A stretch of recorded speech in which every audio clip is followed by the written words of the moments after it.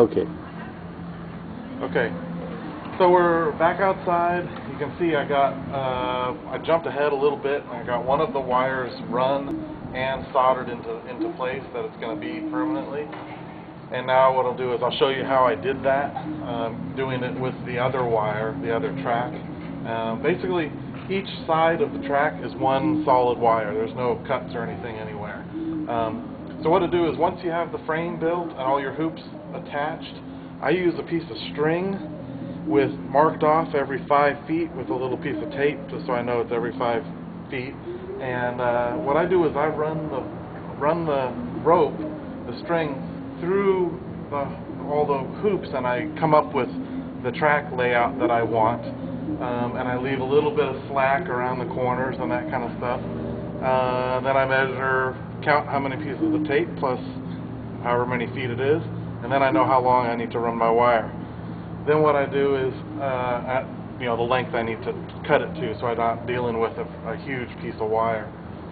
Then what I do is I'll attach the piece of wire to, I'm lucky I got a little pole here by the shop, so attach it to the little pole, pull it out, measure it, snip it, then come over here. Again, I attach the sculpture to a piece of wood so it doesn't move anywhere. I run the wire through the first hole at the top of the sculpture and attach it up here, just kind of curl it around, and then we're going to run this wire right now. It should be pretty quick. So. It's nice to do this either on grass, or in this case I'm doing it on fresh asphalt, which is fairly soft. Doing it on concrete, the wire tends to get scratched up, and then once it gets scratched, when the balls roll on it, unfortunately, they tend to roll too fast, and it's just kind of, aesthetically, it's much nicer when you're dealing with stuff that's all, clean and not scratched up. So just be sure when you're running this wire to pay attention to not cross it anywhere, and you just kind of got to stay on top of that. I've done that a lot of times where I'll be running the wire and I'll run it and I'll make a mistake and I'll cross it under the other track, and then you got a problem. Then you got to either redo it all or whatever. I've done it sometimes where I get halfway through the thing soldering without noticing that I've run the wire incorrectly. And when that happens, I usually just snip the wire and reconnect it, resolder it together.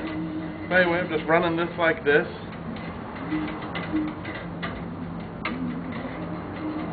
Try to avoid any kind of sharp kinks and that kind of stuff. You just want it to be nice, smooth bends. So again, just make sure that you're not going underneath the other wire or that kind of stuff. It goes like this. So this is one of those cases where it's easy right there to go underneath on accident.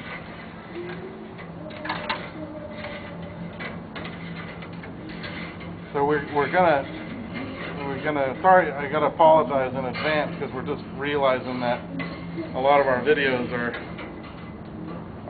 a little bit the weird size for YouTube, so we're having to cut them down to size and edit them and all that kind of stuff, which we really kind of didn't want to do. We wanted to just kind of load them all on in one lump, but we found out we can't really do that on YouTube. So we're going to do this video hopefully in about a 5-minute or so segment, and then we'll join it with another video, the tacking video, where we're starting doing some soldering on this.